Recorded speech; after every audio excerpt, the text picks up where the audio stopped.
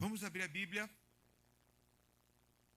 no Evangelho de Lucas, no capítulo de número 8. Evangelho que escreveu Lucas, no capítulo de número 8.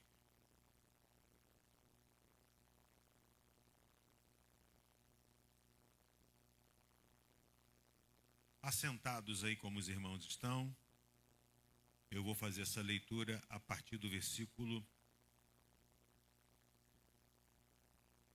43. Lucas 8, 43. De manhã falamos sobre certa mulher, não foi? Aquela viúva, com 2 adolescentes em casa. E 2 adolescentes em casa, você sabe o que é, né? Você faz o pudim para o almoço. Quando você vai descansar da trabalheira do almoço que você fez, quando você volta à geladeira, cadê o pudim? Evaporou. Aí você vai descobrir que o pudim é líquido. É assim. E hoje, agora à noite, nós vamos falar sobre essa outra mulher aqui. Lucas 8, 43, falei 32? 43, que diz-nos assim. Certa mulher que havia 12 anos vinha sofrendo de uma hemorragia e a quem ninguém tinha podido curar e que gastara com os médicos todos os seus haveres, veio por detrás dele e lhe tocou na orla da veste e logo se lhe estancou a hemorragia. Mas Jesus disse: quem me tocou? Como todos negassem, Pedro com seus companheiros disse: Mestre, as multidões te apertam e te oprimem, e dizes: quem me tocou? Contudo, Jesus insistiu: alguém me tocou, porque senti que de mim saiu poder. Vendo a mulher, que não podia ocultar-se, aproximou-se trêmula e, prostrando-se diante dele, declarou à vista de todo o povo a causa por que lhe havia tocado e como imediatamente fora curada. Então lhe disse: filha, a tua fé te salvou, vai-te em paz. Que Deus nos abençoe.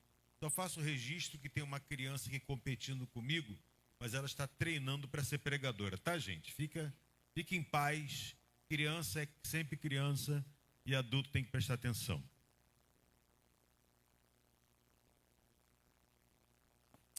O que temos aqui? Temos a história de uma mulher que não é dado a ela apresentado o seu nome. E olha que Lucas escreveu. Lucas é meticuloso no que escreve. Talvez ele não conseguiu achar o nome dessa mulher. Não diz depois do encontro dela, ali naquele episódio, como ela foi ou deixou de ser. A Bíblia também não se preocupa em dar seguimento à história dessa mulher. O que temos dessa história é isso que está registrado aqui no texto que lemos. É uma certa mulher.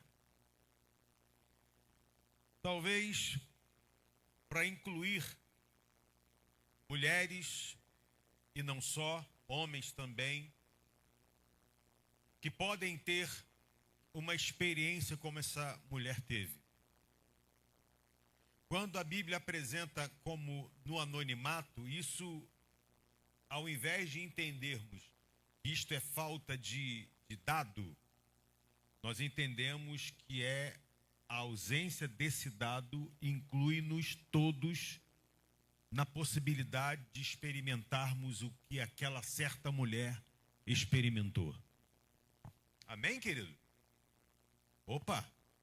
Isso é um dado importante. E como era essa mulher? Essa mulher, ela possuía uma marca de uma vida sofrida, bem sofrida, como muitas mulheres hoje têm a marca de um viver sofrido. As mulheres de hoje, elas são pessoas que trabalham em 2, 3 jornadas por dia. Trabalham fora, têm o seu horário na profissão a desenvolver, depois chega em casa, parece que o trabalho nunca acaba, tem que cuidar de filhos, cuidar da casa, preparar jantar, ou preparar o almoço antecipado para o dia seguinte, pôr a roupa para bater. E cadê o homem dessa casa? O homem pode ali auxiliar, pode aliviar alguma coisa, mas eu quero destacar que a mulher moderna, ela se envolve com muitas tarefas, muitas questões. Quem trabalha na área de educação percebe como estão os professores, como estão os profissionais da área de educação, principalmente mulheres. Estão estressadas, mandando para o RH várias solicitações de licença médica por conta do estresse, da ansiedade, da depressão, da falta de controle emocional e etc. A mulher hoje sofre bem. Não só hoje, mas eu estou levantando um dado de hoje. Essa mulher, embora não seja contemporânea nossa, ela tinha uma marca de uma vida sofrida. A Bíblia diz que ela sofria de uma hemorragia crônica, talvez uma menstruação crônica, talvez um tumor, um mioma, alguma coisa que valha, que fazia com que aquela mulher sofresse com essa hemorragia de 12 anos. Você sabe que na cultura bíblica, no tempo bíblico, quem tinha esse tipo de enfermidade era considerado uma pessoa que deveria ficar à margem, deveria ficar afastada, distanciada da sociedade. Era considerada pela religião como uma mulher impura. Então, o que temos aqui na marca do sofrimento dessa mulher? Temos o sofrimento social, porque ela não podia viver como as outras pessoas viviam, vindo, indo ao mercado, relacionando-se, porque também a Bíblia não diz de sua família. Então, ela era uma mulher que estava socialmente isolada.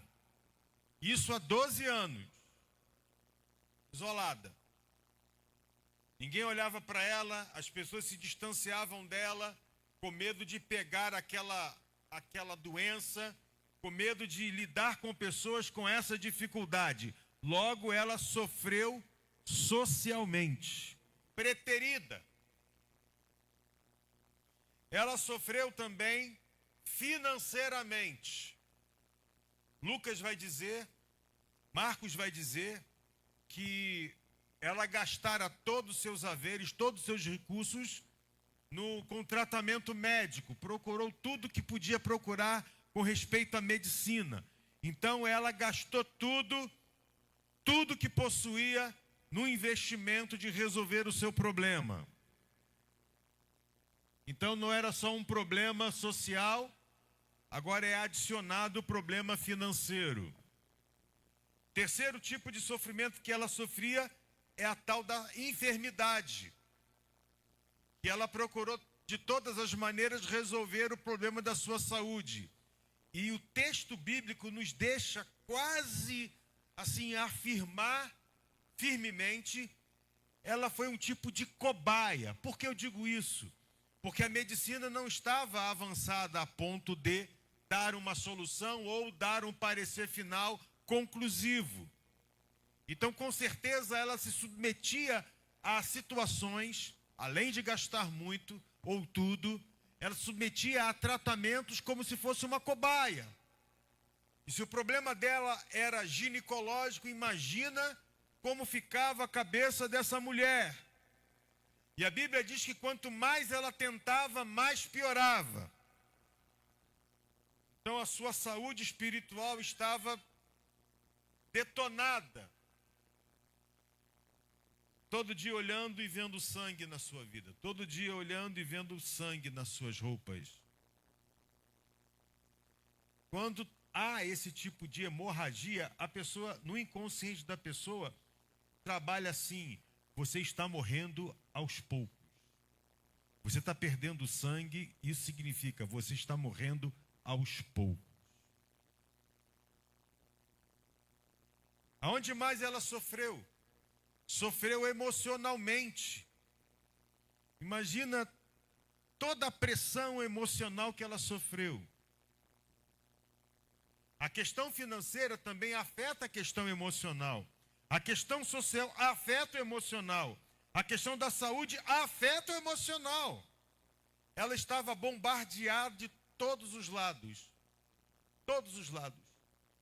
E as suas emoções estavam confusas, perdidas, no meio de todo esse sofrer. E por último, o mais importante, dado a citar, ela sofria por viver separada do nosso Senhor e Salvador Jesus Cristo.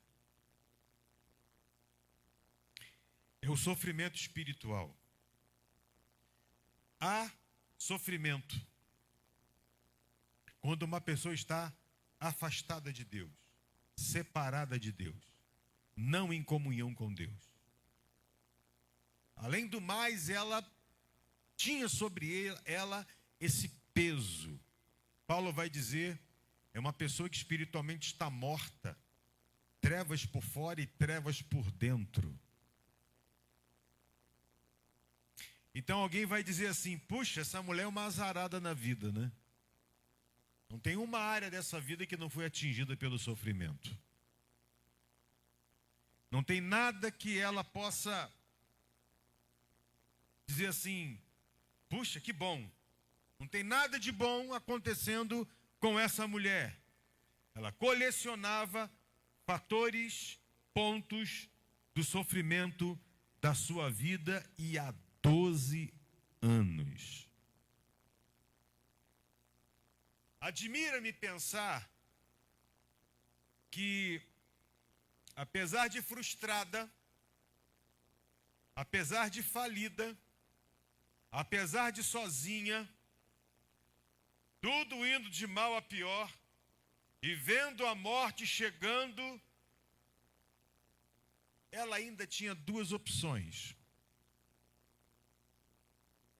Diante de tudo isso, ela ainda tinha duas opções. Ou ela esperava a morte chegar e logo assim entendemos que ela desistiu de viver, é uma opção.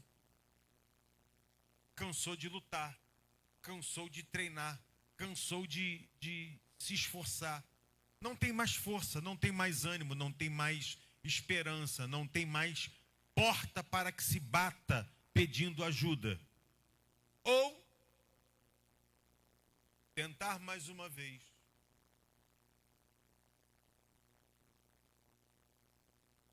Diante de muitas tentativas frustradas. Eu não sei o que passou na cabeça dessa mulher, mas nós sabemos do poder da eficácia da palavra de Deus. Mesmo em casa, ela recebeu uma notícia de que havia uma porta que ela não havia experimentado.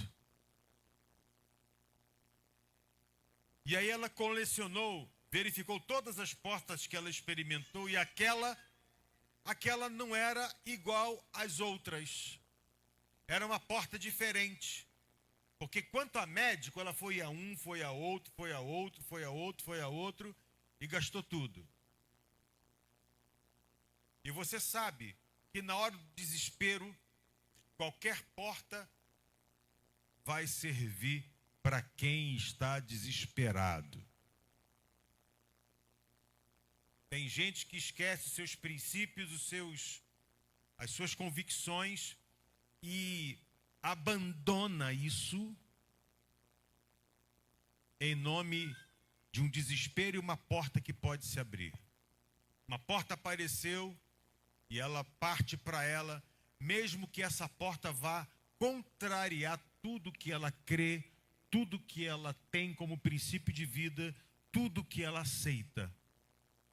O desespero não escolhe portas. Aí essa mulher, chega até ela uma notícia de que um homem,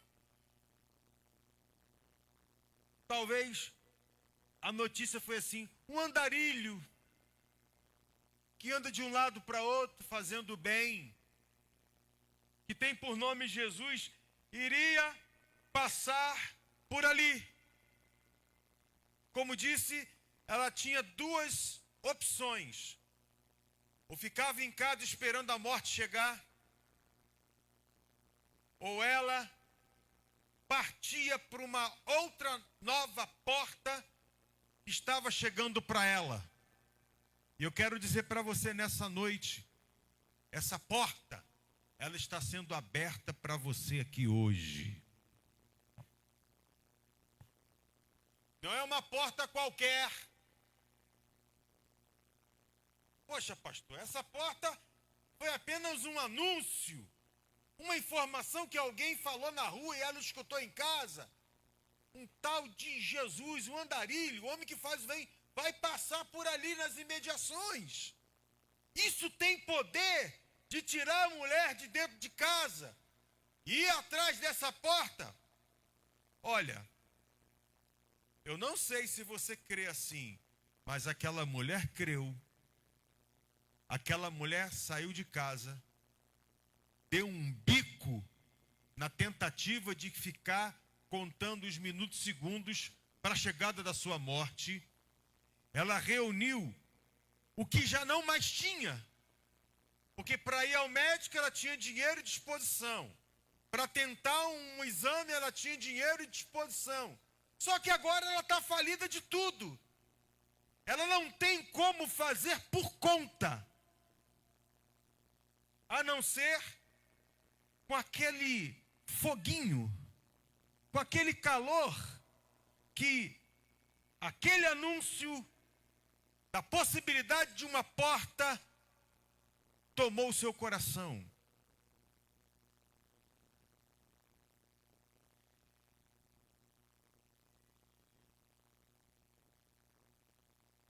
Talvez ela ficou perdida no meio disso até.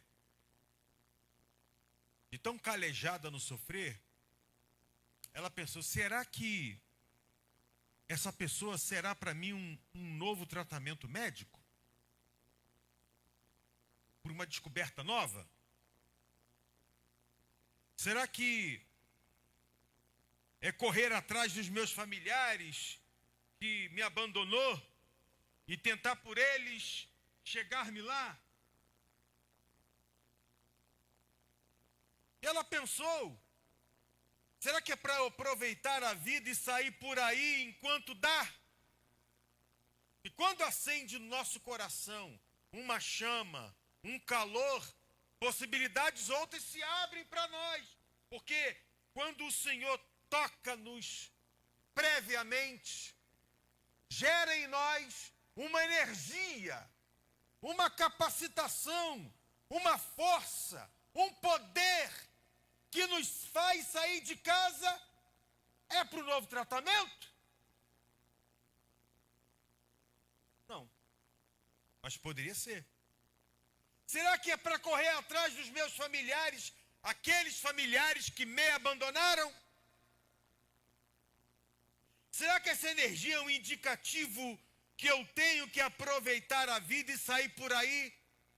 E lá no CVC, fazer vários pacotes de viagens e só viver viajando?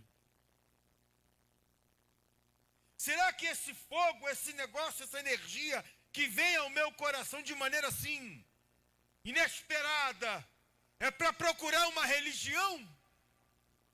De repente é para procurar uma religião. O que falta, talvez, ela poderia pensar, é de uma religião. Será que é isso? Também não. Por incrível que pareça, será que é para procurar uma igreja? Eu vou dizer para você, sem medo de errar, também não.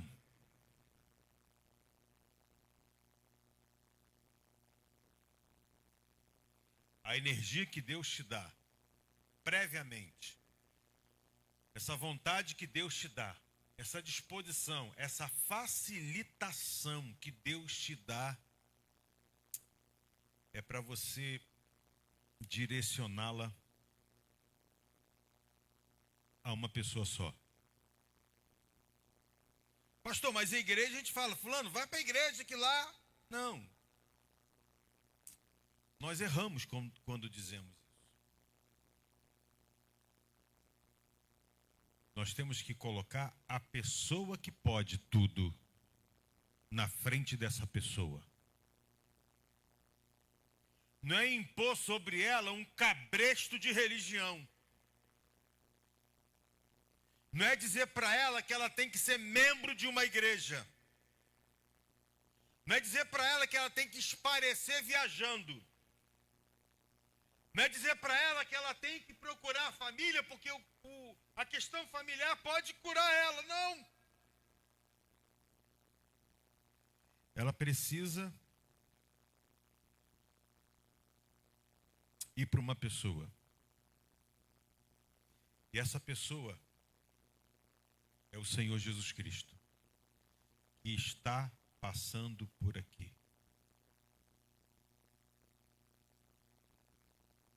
A primeira coisa que o homem tem que fazer é resolver a sua vida com Deus. Resolve a tua vida com Deus. Porque se você acerta primeiro em cima, as coisas que vêm abaixo, elas vão em cadeia se ajustando, se acertando, se organizando. Se eu tento acertar de baixo para cima, eu vou me perder. Mas aprenda como essa mulher aprendeu. A identificar aquela vontade, aquela força, aquela energia, utilizá-la de maneira apropriada. Ela não tinha mais tempo para perder. Ela não tinha mais que experimentar uma nova aventura. Mas ela tinha sim que fazer um teste com quem ela ainda não fez um teste.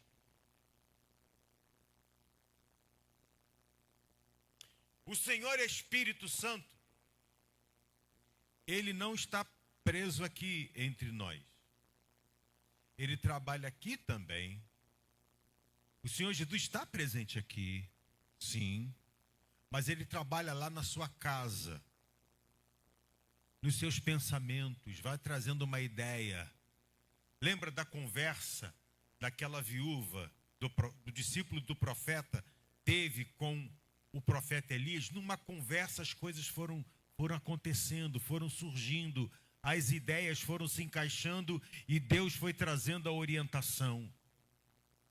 Às vezes você se vê falando com você mesmo, achando que você está falando com você. Não, você está falando com o Espírito Santo que está palestrando na sua mente e no seu coração. E você até estranha, que pensamento esse? Não tinha pensado nisso. Eu quero dizer para você que esse que trouxe esse pensamento diferente, coisa que você ainda não teve, foi o Senhor Jesus aí trabalhando na tua vida. Aqui, na sua casa, no seu trabalho, nos seus afazeres. O Espírito Santo está trabalhando na vida da humanidade e gerando essa energia, gerando essa disposição para que as pessoas venham a ir a Ele. É um trabalhar do Espírito. Aí você diz, pastor, coincidiu com isso, com aquilo? Não, eu vou até dizer aqui uma palavra que eu acho que não tem na língua portuguesa, é uma jesuicidência, que faz com que os elos se unam, que as coisas se conectem. Então é o próprio Senhor Jesus trabalhando de maneira invisível, real, conversando contigo no seu coração, ainda você não crente. E me permita citar, talvez pela 10ª vez, quando aquele que me evangelizava, quando eu tinha 18 para 19 anos de idade, e eu fugindo dele, e ele me convidando para participar de um culto, e eu fugindo dele, e um dia ele foi e falou assim: olha, eu te convido hoje pela última vez, porque agora, da agora em diante, o assunto é contigo, a responsabilidade é sua. E deu as costas e foi embora. Eu falei: ih, maluco, cara doido. E eu fui para casa pensando naquilo. Eu pensando naquilo, que aquilo é esse? Era a voz do Espírito Santo trabalhando na minha mente, falando comigo, me conferindo, me compelindo, me atraindo. Eu fui dormir com aquilo, acordei com aquilo na cabeça e falei assim: rapaz, eu tenho que ir lá nesse encontro aí, senão eu não tenho sossego. O negócio não sai da minha cabeça. Eu tenho que ir lá participar desse culto. Eu sei que quando cheguei lá para ouvir a pregação da palavra de Deus, quando mal me apercebi, eu estava aceitando um convite de entregar a vida para Jesus. Estava à frente, chorando todas. A história não começou na pregação que o pastor trouxe naquela noite. A história não começou com o meu amigo me convidando para participar de um culto 1, 2, 3 vezes, não sei quantas vezes mais. Depois que eu vim para o dia, eu vim para a luz, eu percebi que o Espírito do Senhor já estava trabalhando no meu coração há muito tempo.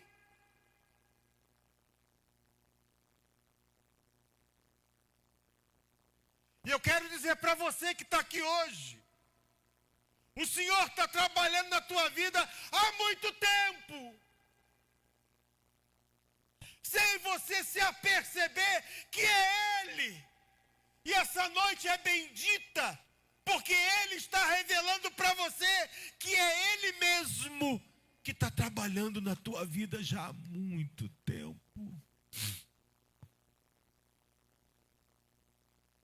Está chamando a sua atenção há muito tempo. Há um versículo na Bíblia que diz: Deus espera para ter misericórdia. Jesus esperou essa mulher quantos anos? Falando, mostrando, sinalizando, e ela ainda não entendendo. Até o dia que tudo que ela podia para resolver o seu problema já não existia mais. Ela ouviu uma história de um homem andarilho, dito como profeta, que iria passar por ali, e aquilo nasce no seu coração. Um desejo que ela não tinha, uma vontade que ela não tinha, de ir atrás desse Deus. Como disse a pregação do pastor Caio Fábio, em 1980, e vovó e vovô jogando bola com que chute. Há muito tempo. O Deus sem costas.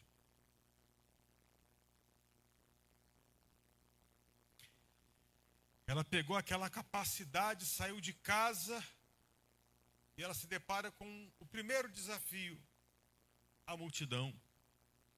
E ela pensando: eu só quero triscar o dedo nele. Porque se ele é isso aí, tudo que estão dizendo, eu vou tocar nele e vou ser curada. Ela saiu de casa com essa convicção. Talvez você esteja aqui, saiu de casa com uma convicção: eu preciso ter um encontro com o Senhor. Vou ficar bem caladinho, vou ficar na minha, vou sentar como todo mundo se assenta, vou ficar ali paradinho, respirando com calma, porque eu não quero ser percebido por ninguém. Mas lá na tua alma, você está querendo alguma coisa a mais com o Senhor.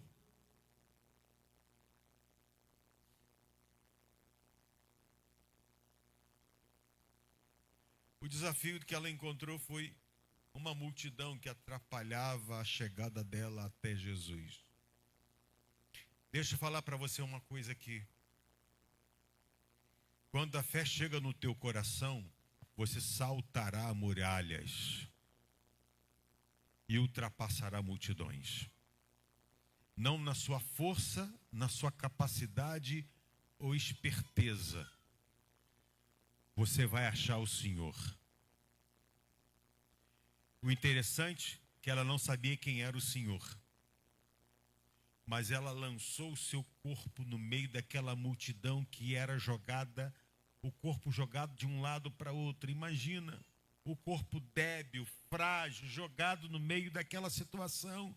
E ela querendo, onde está o Senhor, onde está o Senhor, querendo encontrar. Aí confirmo que a palavra de Deus diz: quem busca, acha. Se você vai na tentativa de experimentar essa nova porta que se depara para você, mesmo que ainda não muito decifrada, muito clara, e você se lança lá para uma prova de teste, porque ela disse: eu só quero tocar nele, eu quero apenas um teste. Deixa eu dizer uma verdade aqui. Quando o seu teste é na pessoa bendita de Jesus, deixa de ser teste para ser uma entrega total, absoluta, sua, nas mãos de Jesus. Não mais na mão dos médicos, não mais choramingando e lamentando a tensão dos familiares que deixou, não mais choramingando que o teu financeiro se arrebentou, não mais assim, não mais nas mãos de situações e de outras questões e pessoas. Agora é totalmente nas mãos de quem pode transformar um teste numa entrega total. A Bíblia diz que ela vai, toca.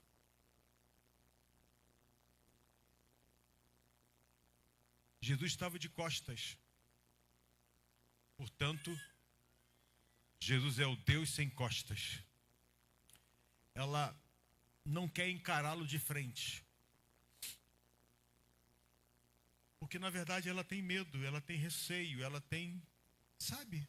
Ela está lutando contra ela mesma e com aquela energia que o Senhor deu naquele anúncio. Ela toca e a Bíblia diz, ela é imediatamente curada. Outra coisa curiosa desse texto é que Jesus para e diz: alguém me tocou, porque eu senti que de mim saiu poder. Quem me tocou? E a Bíblia diz que ela, trêmula, no meio daquela multidão que parou perante a parada de Jesus, diante da pergunta de Jesus, e os discípulos não entendendo nada ainda que estava acontecendo, e Pedro disse: Senhor, as multidões te apertam, te oprimem e dizes quem me tocou. É difícil, Senhor, chegar a uma conclusão plausível. Está todo mundo chegando no Senhor, está todo mundo esbarrando com o Senhor, está todo mundo, mas ele é alguém me tocou. O toque foi de alguém que quer se entregar todo para mim. Vendo a mulher que já não podia mais ocultar-se, trêmula, disse: eu toquei. Aí o Senhor Jesus diz para ela: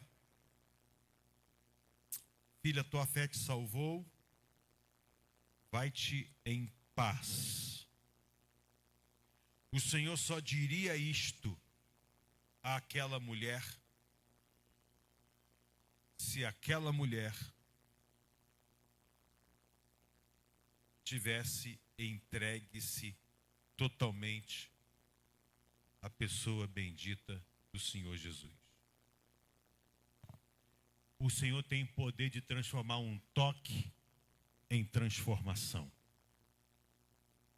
O Senhor tem poder de transformar um teste numa mudança radical de vida. O Senhor Jesus tem o poder de pegar a atitude humilde, um gesto simples, na revolução que aconteceu no coração, na vida, no emocional, no espiritual, no financeiro daquela vida. Eu não sei como você se encontra aqui hoje. Não sei os acúmulos do teu sofrimento, a sua situação como está. Não sei se é pior ou igual ou menor ou maior do que a dessa mulher. Eu só sei de uma coisa: se Deus falou contigo lá, para você fazer uma experiência com Ele, eu quero dizer que Ele está aqui também, perguntando: quem foi que me tocou? Quem foi que me tocou? Quem foi que me tocou? Em primeira mão, você vai passar por um constrangimento normal. Em segunda mão, você ainda vai experimentar o que você não pediu, o que você ainda não teve, e aquilo que Deus tem separado para você. Ela vai à busca de uma cura física e ela sai de lá mais que uma cura física. Eu posso te garantir, por esta palavra, que o Senhor tocou no teu coração gerando fé previamente. Ele quer gerar coisa nova na tua vida. Ele se apresenta como uma porta, não para os desesperados. Ele se apresenta para você como uma porta da fé. E se Ele toca no teu coração, Ele gerou fé no teu coração. E Ele te convoca para exibir essa fé. Quando exibimos a nossa fé, nós estamos apontando para Ele, o autor e consumador da minha fé. Curva